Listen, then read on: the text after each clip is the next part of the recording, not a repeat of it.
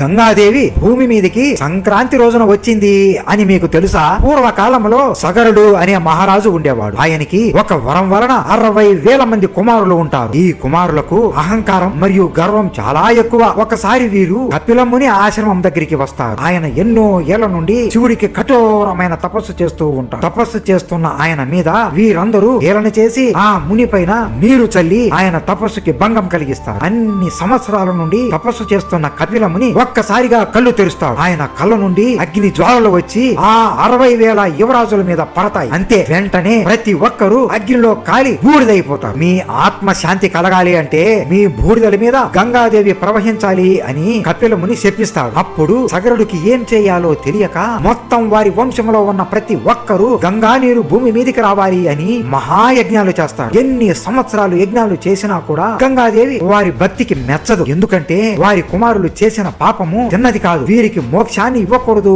అని అనుకుంటూ ఉంటుంది. ఇక సగరుడి వంశం మొత్తం ప్రాణత్యాగం చేసుకుందాము అని అనుకుంటారు. అప్పుడు సగరుడి వంశంలో జన్మించిన భగీరథుడు కఠోరమైన తపస్సు చేస్తాడు. అతను ఎంతో మంచివాడు, అలాగే గొప్ప శివభక్తుడు కూడా. అందువలన అతని తపస్సుకు మెచ్చి గంగాదేవి భూమి మీదకి రావడానికి అంగీకరిస్తుంది. కానీ ఆమె ఒక షరతు పెడుతుంది. నేను భూమి మీద నేరుగా పడితే భూదేవి నా శక్తిని తట్టుకోలేదు, భూమి మొత్తం నాశనం అయిపోతుంది. నేను భూమి మీదకి రావాలి అంటే అది శివుడి వలనే అవుతుంది. శివుడు తప్ప ఇంకెవ్వరూ నన్ను మొయ్యలేరు. ముందు నువ్వు శివుడికి తపస్సు చేసి ఆయనను ఒప్పించు. ఆయన ఒప్పుకుంటే నేను ఒప్పుకున్నట్లే అని అంటుంది. అప్పుడు భగీరథుడు శివుడి సహాయం కోరతాడు. శివుడు సహాయం చేస్తాను అని అంగీకరించి గంగా నీరుని ఆయన జడ నుండి భూమి మీద పడేలా చేసి భూమి మీద గంగా నీటిని ప్రవహించేలా చేస్తాడు. అలా సగరుడి కుమారుల భస్మాలని గంగా నీటితో కలిపి వారికి మోక్షాన్ని కలిగిస్తాడు. గంగాదేవి భూమి మీద పడింది కూడా ఈ మకర సంక్రాంతి రోజునే. ఈ దివ్యమైన మకర సంక్రాంతి రోజున గంగా నీటితో స్నానం చేస్తే పాపాలు అన్ని తొలగిపోతాయి అని